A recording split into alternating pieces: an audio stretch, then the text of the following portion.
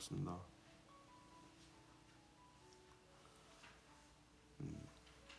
이 화석유품에 길라잡이가 등장을 하죠. 그죠? 길라잡이는 길을 안내해주는 분이잖아요. 그죠? 이게 무슨 뜻이 있을까? 길라잡이가 제가 적절한 비유를 들여가지고 말씀을 드려보겠습니다. 사실 제가 이제 한 1년 반 전부터 이제 서예하잖아요. 그죠? 서예하는데 이제 처음에는 서예학원을 간 이유가 이제 신도님들이 뭐 우리 집 아이를 낳았는데 뭐 손녀딸이 생겼는데 이름을 좀 적어 주십시오 이렇게 할 수 같아가지고 그러면 내가 이렇게 서예 좀 배워야겠다 해가지고 시작한 거란 말이에요. 근데 이제 그 서예를 할 때 보면은 이제 그 붓으로 그리잖아요. 그럼 붓으로 그릴 때 체본이란 게 있어요. 체본이 뭐냐면은 이렇게 잘 쓴 분들의 글씨를 보고 따라 쓸 수 있는 어떤 이제 잘 쓰는 이제 그 글 모음집인데 그거를 보고 그거를 이제 똑같이 쓰려고 무슨 노력을 한단 말이에요. 그럼 이제 한 6개월, 1년 동안은요 아무 생각이 없어요.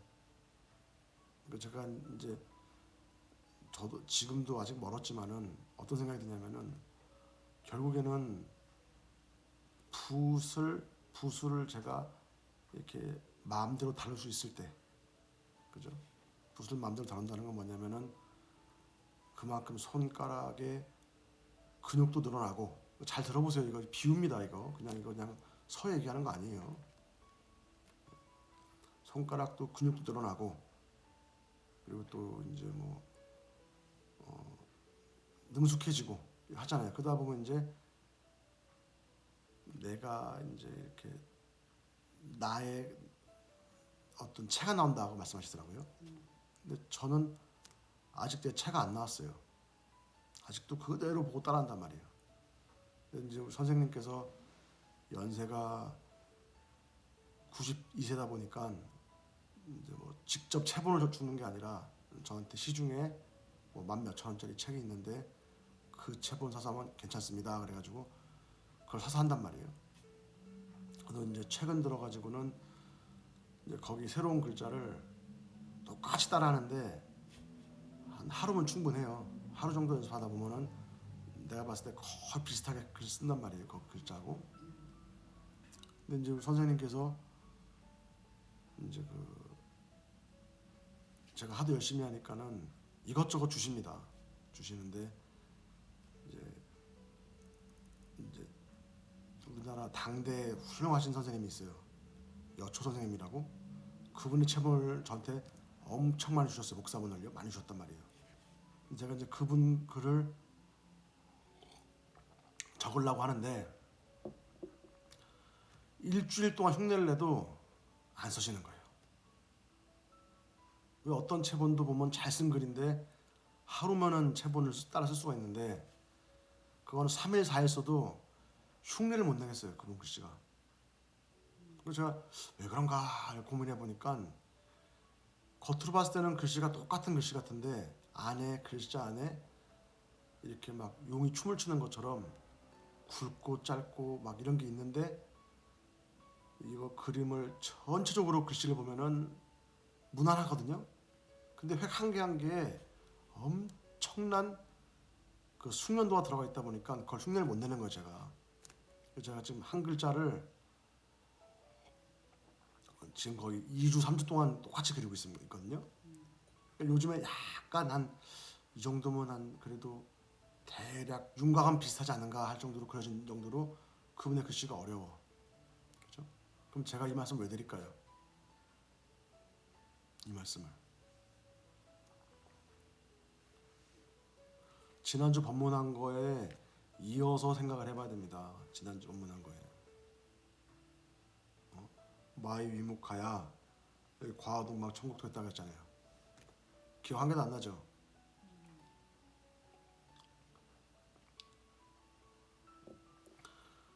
이제 붓글씨를 그리는데 이제 그 무용도 그렇죠. 이제 보살님이 뭐 태평문을 배운다 그러면 그 기존에 있는 전통의 그 무용 동작을 몇 년간 똑같이 반복 수달하죠. 그죠? 그러다 보면은 그 무용이 몸에 익어버리죠. 그 몸에 익어야 거기서부터 나만의 변화가 나오지 않나요?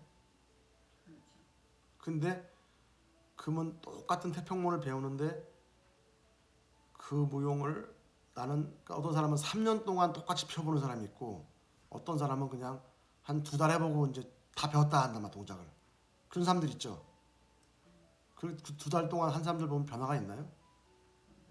똑같죠, 그죠?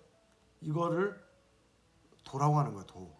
무용에도 도가 있고 서에도 도가 있고 이 불법에도 도가 있어요. 근데 그 도는 다르지 않다. 그죠? 그럼 어떤 사람들은 체본을 무시하고 자기 글씨가 익어지기 전에 자기 멋대로 막 쓰다 보니까는 어떤 사람들은 5년 10년 써도 사실 딱 보면은 그 사실 뭐 부산에다가 이렇게 뭐 내고 하는 거는 뭐 대회 참가하는 거는 사실 잘하는 게 하나도 못 되거든요. 그거 뭐 대충 쓰면 다 된다 할 정도의 건데 그 글씨를 체본 따라 안 쓰고 자기 멋대로 쓰면은 5년 10년 해도 그 글씨가 절대 서지지가 않아요.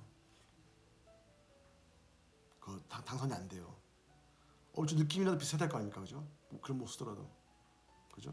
그럼 그게 뭐냐면은 우리가 그 지난 주에 우리가 어떤 공부했냐면은 우리 인간이 태어나가지고 노력을 한다 그랬죠. 그죠? 노력을 한 게 남아 있어요. 이해 안 가죠 지금? 다시 잘 들어보세요. 이해 가요? 그러니까 이제 그 우리 사람이 그 노력을 한 것이 이 세상에 보이지 않지만 남아 있어요. 그래서 그 노력한 힘이 그 집 자손들을 도와준다 그랬죠. 그래서 태권도 하는 집안의 아들들은 태권도를 금방 배운다 그랬잖아요, 그죠? 그 남아 있다 그랬잖아요, 그죠? 그러면 그 선대 조상님들이 아니면 먼저 살아신 먼저 살아셨던 분들이 노력한 것들은 이 세상에 보이지 않는 형체로 있단 말이에요. 그러기 때문에 이 세상이 진화하는 겁니다. 무슨 말씀인지 이해가 가세요? 이 세상이 진화한 이유는 어떤 사람이 포니투까지 만들어 놨단 말이에요. 근데 이제 어떤 사람 보고 너 차 만들라 그러면 그 사람 포니투도 못 만들어요. 포니투를 만들어 놨는데 그걸 보고 배워가지고 그랜저를 만드는잖아요, 그죠? 그러면 포니투를 만든 사람의 노력을 내가 일단 흡수한 걸 가지고 그랜저를 만들고 또 그랜저를 만든 힘을 가지고 흡수해가지고 또 제네시스를 만들고 이렇게 되는 거잖아요. 그걸 이해했죠, 그죠? 그러면 제가 이제 그 이번에 받은 그 우리나라의 대가의 서예가의 체본이 그분이 제가 이제 그걸 딱 써보면서 야 이분이 옛날에 왕이지라든가 추사 김정희 같은 분들의 글씨를 얼마나 많이 따라했을까. 미련하게 그죠? 하다 보니까 그 끝에 그러니까 어떻게 보면 추사 김정희나 왕이지 같은 분들은 그랜저란 말이에요. 근데 이분은 그 그랜저를 받아가지고 에쿠스로 진화했단 말입니다. 그 글씨가 가만히 보면은 춤을 추는 것 같이 아름다워요 글씨가. 제가 막 너무 제가 글을 쓰는데 행복하단 말이에요. 그걸 보면서.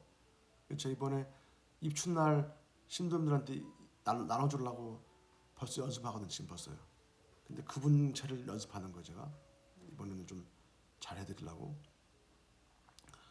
근데 아마 한 앞으로 두 달 동안 계속 써야 될지 모르겠어요. 왜냐면 그게 너무 어려워요. 그러니까 그 여초 선생님이라고 하는 분이 추사 김정이라든가 왕이지의 어떤 그런 그 노력한 거를 받아서 진화시킨 거지. 그냥 아무것도 없는데 붙주고 글 쓰라 그러면 그 사람이 그걸 잘 쓰겠어요? 그쵸? 자, 여기까지 얘기했습니다. 이게 뭐냐면 이거를 길라잡이라고 하는 거예요.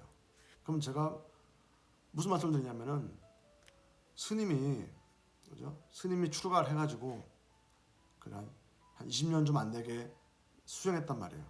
그러면 스님의 노력한 거를 얻어가는 분들은 갚기가 빠르겠죠. 그죠? 근데 스님이 노력한 거를 무시하고 자기 멋대로 기도한 사람들은 자기가 스님을 6개월도 안 해봤잖아요. 와가지고 스님 저는 어떤 기도를 할까요? 어떻게 할까요? 아니면은 지금 제가 스님이 보았을 때는 저한테 어떤 문제가 있습니까? 이런 거를 물어보기는커녕 스님이 잔소리를 할까봐 도망다닌단 말입니다.